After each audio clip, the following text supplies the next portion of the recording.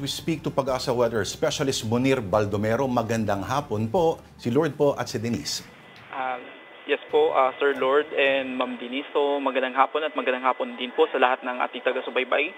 So as of 2 p.m. today, ito pong si Paulo is slightly na medyo humina habang tinatawid itong mountainous region po ng Northern Luzon. So as of 1 p.m. kanina, ang kanyang sentro po is namataan po sa vicinity po ng Mayoyaw, Ifugao na may maximum sustained winds na 120 kilometers per hour. Medyo bumaba po as compared po kaninang 11 AM which is 130 kilometers per hour at yung gustiness niya po is umaabot pa rin po ng 200 kilometers per hour.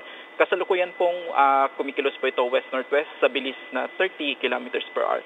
Kasalukuyan po, meron pa rin po tayong nakataas na signal number 4 dito sa may portion po ng Isabela, dito sa may northwest portion ng Quirino, northern portion ng Nueva Vizcaya, Mountain Province, Ifugao, southern portion ng Abra, northern portion ng Benguet, southern portion of Ilocos Sur, and northern portion ng La Union.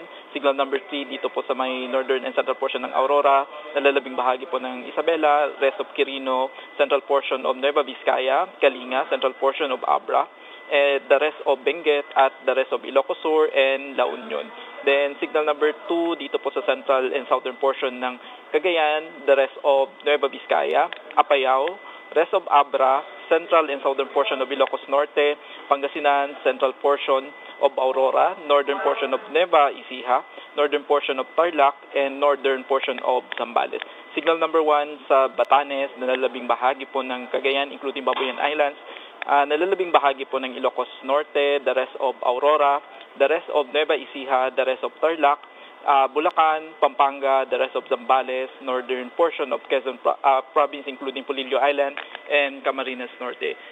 Sa ngayon po nakataas pa rin po ang weather advisory number 8 kung saan dahil po sa epekto po ni Tropical Cyclone Paulo ay maaari pong makaranas ng more than 200 millimeters na pag-ulan within the next 24 hours ang Isabela, Quirino, Ifugao, Mountain Province, Aurora, Nueva Vizcaya, and Benguet, 100 to 200 millimeters sa Cagayan, Apayao, Abra, Kalinga, Nueva Ecija, Ilocos Sur, La Union at Pangasinan. 50 to 100 millimeters naman po dito sa Ilocos Norte, Zambales, Tarlac, Bataan, Pampanga, Bulacan, Cavite, and Batangas.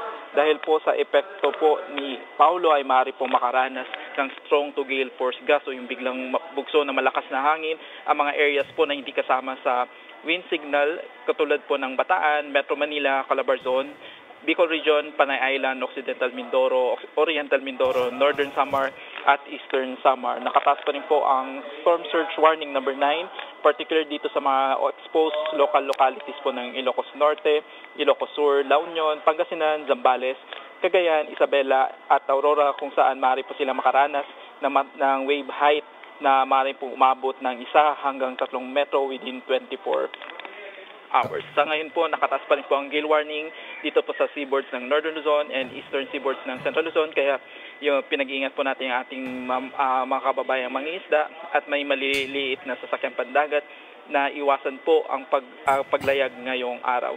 Sa ngayon po, itong si Paulo po, yung general movement niya po is west-northwest throughout the forecast period at in-expect po natin at tatawirin po nito ang landmass ng Northern Luzon ngayong araw at maaari po siya mag-emerge over West Philippine Sea this afternoon or evening. In-expect po natin na lalabas po siya ng Philippine Area of Responsibility tomorrow morning. So sa ngayon po, medyo nag-slightly weaken itong si Paulo habang tinatawid itong Northern Luzon, although maaari niya pong i-maintain yung typhoon category throughout the period. Pero once nakalabas na po ito ng kalupaan, ay maaari po itong mag-re-intensify habang tumatawid dito sa West Philippine Sea. At yan po ang latest dito sa Pag-asa Forecasting Center. Kamunir, once again, niligtas na naman tayo ng Sierra Madre at Cordillera.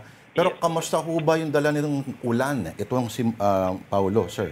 Sa ngayon po, base po sa observation po doon sa mga areas po na malapit po sa mata ni Bagyong Paulo ay nakakaranas kasalukuyan po ng malalakas na hangin at malalakas na ulan.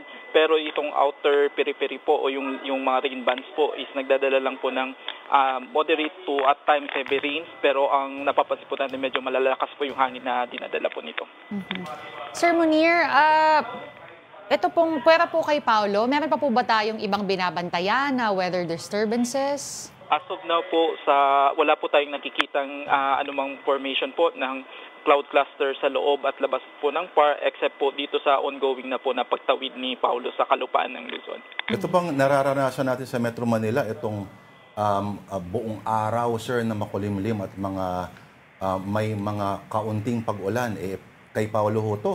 O thunderstorms Yes po. po? Opo. Yes po.